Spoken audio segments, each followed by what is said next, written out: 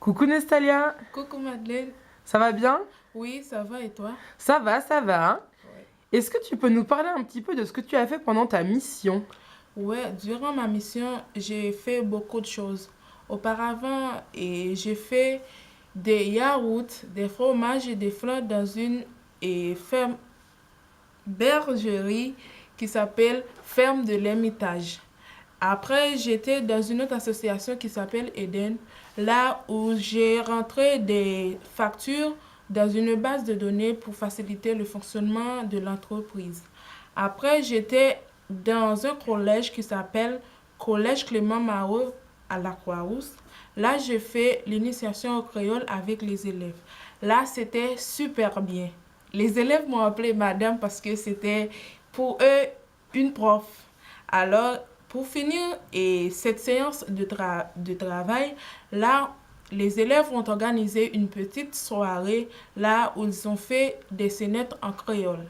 Après, j'étais aux Amanins, là où j'ai fait des stages dans l'agriculture, dans la cuisine, puis dans le maraîchage.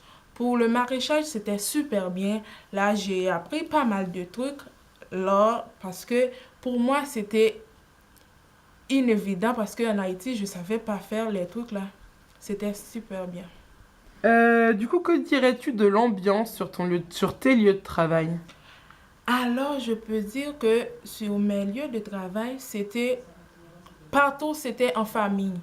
Parce que, surtout aux Amanais, j'ai rencontré des personnes qui étaient en rouf, puis en stage, c'était très bien. On vivait en famille, on faisait des travaux ensemble. Par exemple, si je savais pas faire une chose, toi, tu m'aides à faire pour qu'on puisse arriver certainement.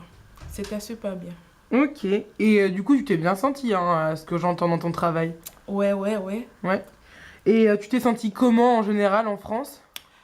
En général, je me sens en pleine forme parce que du coup, et dès mon départ en Haïti, je disais je vais dans un pays où je sais pas très bien, je connais pas les gens et j'avais beaucoup d'attentes. Je disais que avant de partir, je vais avoir de nouvelles fréquentations, de bonnes expériences, de nouveaux amis qui pourront m'aider et jusqu'à la fin. Et je peux dire que mes attentes sont réussies. Par exemple, et en décembre, j'étais invitée par une amie ivoirienne sur Paris. Là, c'était super bien. C'est comme si j'étais en Haïti chez moi. Je peux dire que je ne suis pas regrettée d'être en mission pour Aïkovol. C'est ça. Super, merci beaucoup et à bientôt. Merci, Mado. Pas de problème.